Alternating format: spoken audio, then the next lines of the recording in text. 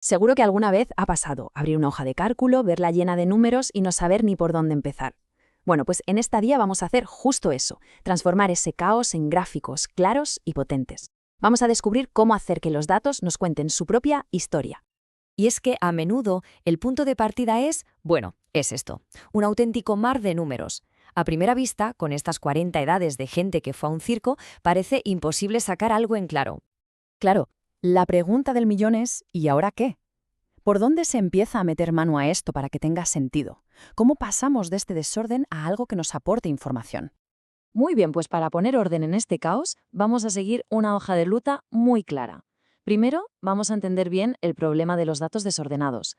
Después, usaremos nuestra herramienta clave, las tablas de frecuencia. Veremos cómo construir los intervalos, daremos el salto de la tabla al gráfico y, para terminar, echaremos un vistazo a una galería de gráficos. Venga, pues vamos a ello. Empecemos por el principio, como tiene que ser, el problema. Antes de organizar nada, hay que entender bien a qué nos enfrentamos con esta maraña de datos. A ver, cuando se recogen datos, como en la encuesta del circo, lo normal es que lleguen así, en bruto, todos mezclados. En el mundo de la estadística a esto se le llama datos no agrupados. Es, digamos, nuestra materia prima. Perfecto. Y ahora que ya entendemos el problema, vamos a por la solución. Nuestra primera gran herramienta para poner orden, la tabla de distribución de frecuencias. Aquí es donde de verdad empieza la magia. Lo que hace esta tabla, que es súper útil, es ayudarnos a agrupar los datos en categorías, en cajones, por así decirlo. Y luego contamos cuántos datos caen en cada cajón. Es el primer gran paso para simplificar todo esto y empezar a ver los patrones que se esconden. Claro, para construir bien esa tabla necesitamos tener claros un par de conceptos. Pensemos en ellos como los cimientos, la base sobre la que vamos a levantar todo nuestro análisis. El primero de todos, el rango. Es muy sencillo. El rango nos da una idea de cómo de esparcidos están nuestros datos, o sea, la distancia que hay entre el valor más pequeño y el más grande. Si nos vamos a nuestro ejemplo, a las edades del circo, pues buscamos la edad más alta, 48, y la más baja, 4. Restamos y listo. 48 menos 4 nos da 44. ¿Qué nos dice esto? Pues que todas las edades de la encuesta se mueven en una ventana de 44 años.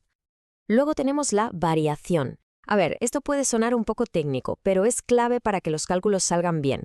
Es simplemente la diferencia más pequeña que pueda haber entre dos datos distintos. Como aquí hablamos de edades de años enteros, esa diferencia mínima es 1. Esto nos va a servir para asegurarnos de que ningún dato se quede colgado entre dos grupos.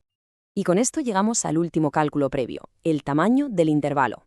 Esto es básicamente decidir cómo de grandes van a ser esos cajones o grupos que vamos a crear. O sea, cuántas edades distintas van a caber en cada uno de ellos. La fórmula es bastante directa. Sumamos el rango, que era 44, más la variación, que es 1. Y todo eso lo dividimos por el número de grupos que queremos hacer. Aquí no hay una regla escrita en piedra, pero empezar con entre 5 y 10 grupos suele ir bien. Si elegimos 5, por ejemplo, el cálculo nos da que cada intervalo va a tener un tamaño de 9. Y ¡tachán! Este es el resultado. Es una maravilla. Todos esos números desordenados ahora están perfectamente organizados. De un solo vistazo vemos que el grupo más numeroso, con 17 personas, es el de los más jóvenes, entre 4 y 12 años. ¿Se ve? La historia ya empieza a contarse sola. Y ojo, un detalle súper importante. Si al calcular el tamaño del intervalo nos sale un número con decimales, por ejemplo, 5,36, siempre hay que redondear hacia arriba, al siguiente entero, en este caso a 6. Es una regla de oro para que ningún dato se quede fuera de la tabla. Vale, ya tenemos los datos en una tabla ordenada. Ahora viene la parte más visual y la más chula.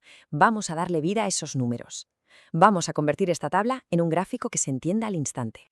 Y para eso no tenemos una, sino varias opciones. Vamos a darnos un paseo por esta galería de gráficos. Cada uno nos va a contar la misma historia, pero desde un punto de vista un poquito diferente.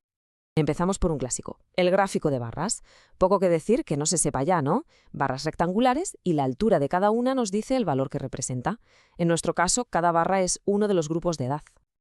Ahora pasamos al histograma. Y ojo, que parece un gráfico de barras, pero tiene una diferencia fundamental. Lo interesante del histograma es que las barras están pegadas una al lado de la otra. Y ese detalle, que parece pequeño, lo cambia todo. Nos está diciendo que los datos son continuos. Aquí está la clave de todo. En el gráfico de barras, las barras están separadas porque representan categorías distintas, como, no sé, tipos de fruta. En cambio, en el histograma están juntas porque representan un rango continuo, como nuestras edades. Una edad sigue a la otra. Esa separación o la falta de ella nos cuenta la naturaleza de los datos. Y luego tenemos el polígono de frecuencias. Esto es básicamente una línea que dibujamos uniendo los puntos medios de la parte de arriba de cada barra del histograma.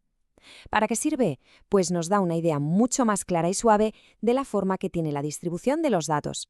Así que al final lo que tenemos es un kit de herramientas visuales súper potente.